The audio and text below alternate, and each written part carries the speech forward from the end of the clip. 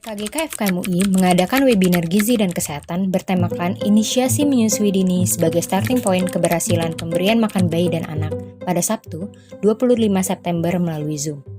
Pelaksanaan webinar tersebut dilatar belakangi oleh kurangnya pemahaman secara utuh dan tepat mengenai IMD, serta banyaknya kekeliruan pada praktik pemberian IMD yang dilakukan oleh tenaga kesehatan. Webinar ini dihadiri oleh para pakar dari berbagai bidang.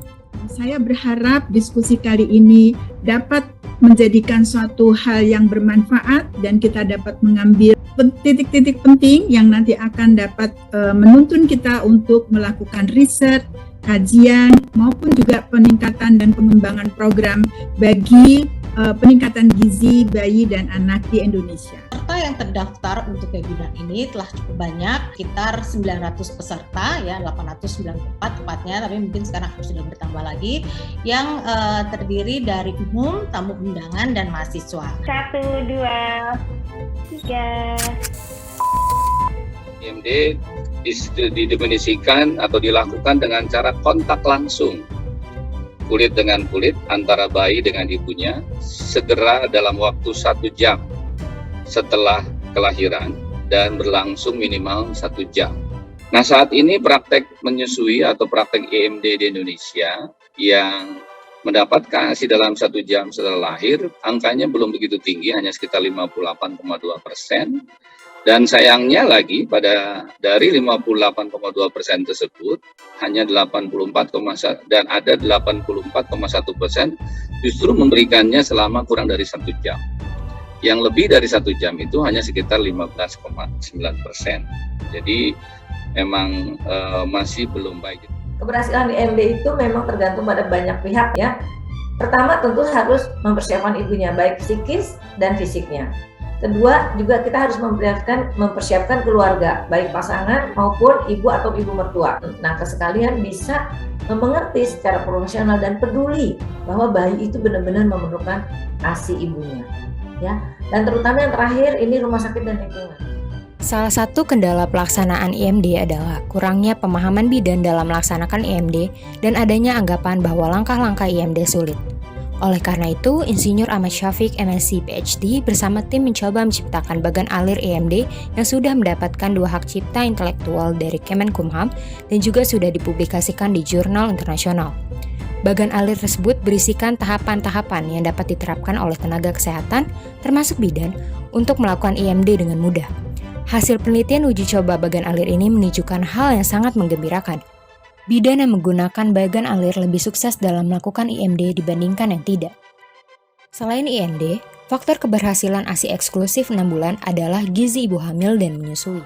Nah, ini adalah dampaknya pada ibu hamil. Jadi yang bagian atas itu adalah ibu hamil yang berstatus gizi baik, bayinya akan normal, kita lihat di bagian merah itu, dia cukup besar, dan kemudian dia memiliki cadangan lemak yang adekuat. Nah, disinilah dikatakan bahwa ibu bisa memberikan ASI eksklusif 6 bulan, semua ibu bisa kalau status gizinya itu baik atau normal. Nah, kalau tidak, bila ibu itu kek atau dia akan berisiko anemia, BBLR dan juga cadangan lemaknya untuk menyusui menjadi terbatas. Di sini penelitian kami juga sangat konsisten menunjukkan bahwa rata-rata konsumsi energi ibu menyusui yang berhasil memberikan ASI eksklusif 6 bulan itu konsumsinya lebih besar daripada yang gagal memberikan ASI eksklusif. Selain IMD, faktor keberhasilan ASI eksklusif 6 bulan adalah gizi ibu hamil dan menyusui.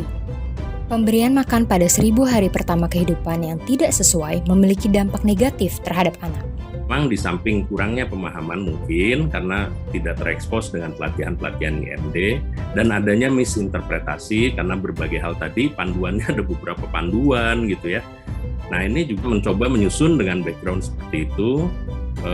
Bagan alir IMD dan bagan alir IMD ini sudah kita daftarkan sudah mendapatkan surat pencatatan ciptaan. Di sini akan saya coba terangkan bagaimana bagan alir itu ya. Pertama, kita bagi menjadi 3 tahap.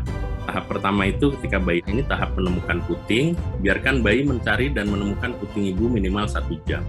Jadi jangan diinterupsi usaha bayinya, jangan ditempelin, diangkat bayinya, tempelin puting ibunya, masukin putingnya ke mulutnya. Hasilnya ternyata ya kita menemukan hasil yang sangat menggembirakan dan kita sudah duplikasi juga.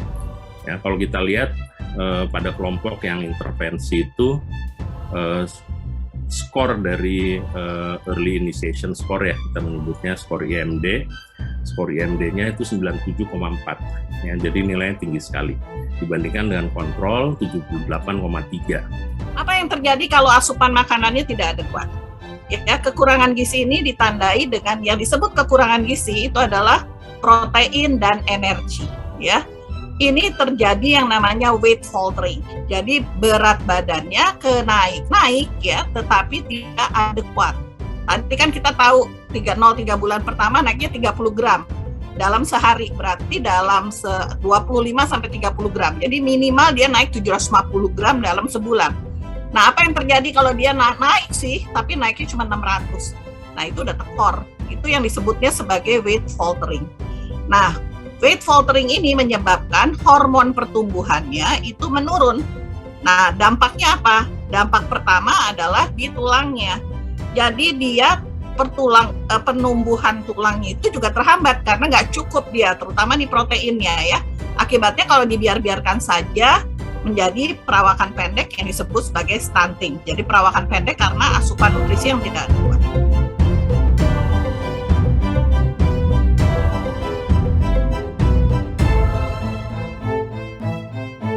Selaras TV, selebaran aspirasi.